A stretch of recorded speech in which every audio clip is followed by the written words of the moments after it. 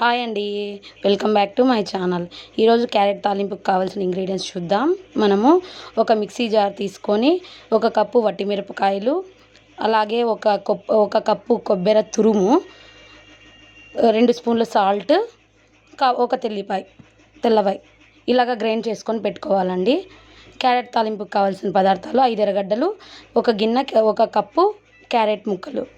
ఇలాగండి 1 litre water వేసుకొని 2 whistles వచ్చే వరకు ఉడికించాలి. ఇలా మెత్తగా ఉడకాలి. అదిగో 2 విజిల్స్ వస్తే చాలండి. తాలింపుకి కావాల్సిన పదార్థాలు: హాఫ్ కప్పు ఆయిల్ బాగా కాగనివ్వాలండి. కాగనిచ్చిన తర్వాత కొన్ని ఆవాలు, తర్వాత 1 కప్పు ఎర్రగడ్డలు బాగా ఏగనివ్వాలండి. బాగా ఎర్రగా ఏగనివ్వాలి. ఆ ఉడకపెట్టిన క్యారెట్ ముక్కలు పక్కకు పెట్టుకోవాలండి. ఇందాక గ్రైండ్ చేశారు కదా, పొడి వేయాలి.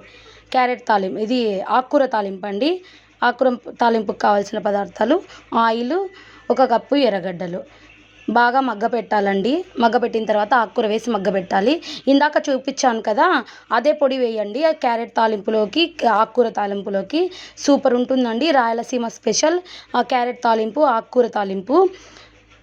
ఇలాగండి ఎమ్మీగా ఉంది కదా. లైక్ చేయండి, షేర్ చేయండి, సబ్స్క్రైబ్ చేయండి మై ఛానల్.